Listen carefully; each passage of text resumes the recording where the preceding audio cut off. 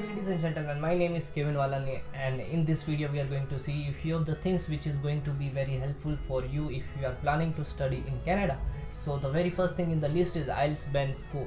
IELTS band score of 5.5 is considered low, but it is the minimum requirement for you to study in Canada. Like there will be some case where you want to just go to Canada, then it's fine for you to have a band score of 5.5 bands. But if you want to explore the city life or maybe city culture or maybe the Canadian culture, it is really important for your university to be located in the city area, not in the village area.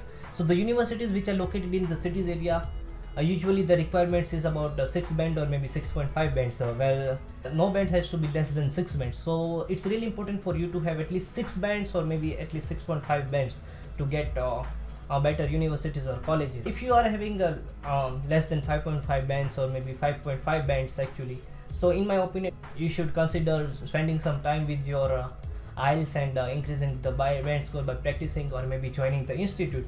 So the better chances of you will be admitting into better universities and or maybe the better colleges.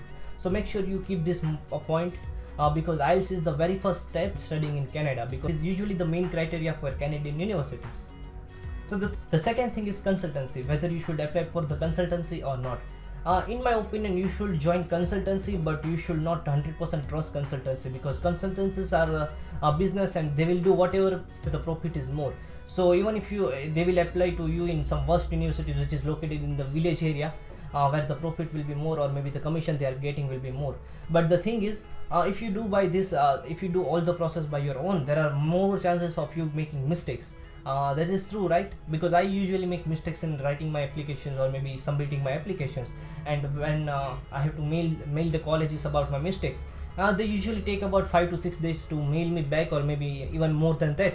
So like you are just wasting your time if you make any mistakes, because usually college takes too long, because there is so much rush from the Indian students or maybe the students which are located in the worldwide. But the thing is, if you are even going for the consultancy, make sure you not just 100% rely on them, because the information they are going to say, they are just going to say for their profit. And yeah, there are few consultancy, but I will say that you have your own research and by mailing them or maybe. So this is the point we should keep in mind before applying to consultancy or maybe by doing your own. So the third point is low scores. If you are having academic scores which are considered to be low by the requirements, so usually which is the best intake for you? Maybe January, because in January intake there are lots of disadvantages in let me just talk first about disadvantages. There are lots of disadvantages. For example, the cold is so much that usually the students do not prefer to go in January intake, because shifting from 20 degree or maybe 30 degree in India to about -7 or maybe -10 degree in Canada, that is considered to be very huge thing for us, because we don't know, we have never experienced snow in our life.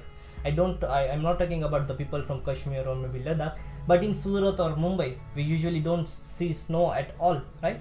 So it's really big deal for us from shifting from 30 degrees to direct -7 degrees. So usually the competition is very low in Canada at time of January. So if you are having low score, then this is going to be advantageous for you, because when there is low competition, your chances of being accepted in particular university is more. So January intake for you if you are having low academic scores. The fourth thing is which step you have to take at what duration of time.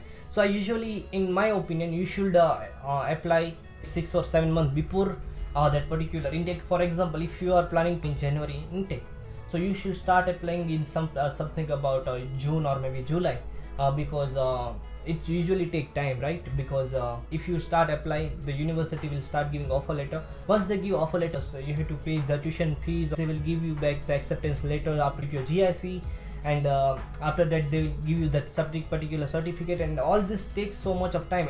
Even if you are planning for education loan, this is going to take some little bit of more time. So make sure you keep all these things in mind, because the very first step is applying to the particular university, and universities usually take about 1 to 2 months to even give you the offer letter.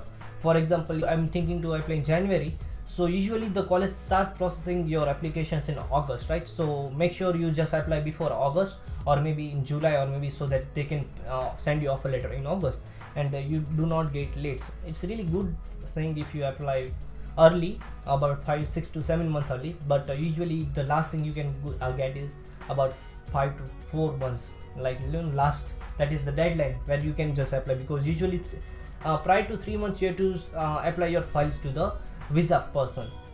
The fifth thing is the budget. What is the total budget that is required? Guys, listen, this thing is not going to be covered in your education loan. About 15 to 17 lakh INR, I would say, because that is you required in your hand. You are not going to get this as an education loan. The reason why I'm going to say you is this, because let me say you that education loan is accepted. You get education loan after you get your visa, right? So you are not going to get your education loan before visa. So the thing is, like, you get visa once you get the acceptance letter from the college. So you only get the acceptance letter from the college if you pay about half term or maybe full term, or that is the 1 year fee. That is about 15 to 12 to 15 lakh INR. So once you pay that, you get acceptance letter, and after that you get acceptance letter, you have to put your GIC, and once you put your GIC, you have to apply for your visa. And once you get your visa, after that you get education loan. You do not get your education loan before that. So you should keep this thing in mind. And education loan for studying in abroad, it is given on your visa. You cannot just go there and say that I'm going to study abroad and I need education loan. So they are not going to give you education loan just like that.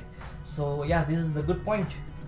After that is many students are thinking that you can just cover your part-time, you can cover your tuition fees from part-time. That is not the case, guys. You cannot cover your tuition fees from the part-time, because let me just elaborate what I just said. That is, so usually in Canada you have you get about $14 Canadian dollar per hour. That is about 20 hours a week. Like you are supposed to work 20 hours a week, not more than that, right? So in 20 hours a week you are going to get about 280 Canadian dollar, right? So 280 Canadian dollar is equals to 1120 Canadian dollar per month. That is about, if we convert this in rupees, that is going to be about 58,240 rupees. Yeah, that's really big money, big sum of money if we convert that in Indian rupee. Now you guys are thinking like about 15 to 17 lakh Canadian dollar you can cover, but the thing is, each and every expenses Canada is going to be very high. Yeah, that is true, because if you talk about Canadian houses rent or maybe the apartment rates, it's going to vary from $300 to maybe $700, right? Usually in Toronto or maybe in Vancouver you can cover this from 500 Canadian dollars to 600 Canadian dollars. You can just the rent is something which is vary from this particular point.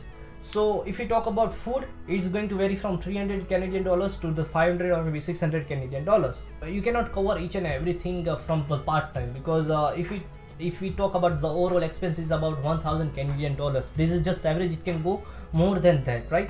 So it's going to be 1000 Canadian dollars, and what you let is about 100 or 200 Canadian dollars. That is going to be your expense in your colleges or maybe something.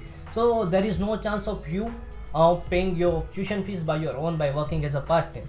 So that's it in the video. If you like this video, please make sure you subscribe to this channel, because I'm going to upload more and more videos about my experiences, about my processes, and the things where I made mistakes, so that I'm going to share you my mistakes, and so that you can avoid that mistakes as again. So make sure you like this video, or maybe dislike this video if you really didn't like this video. Thank you.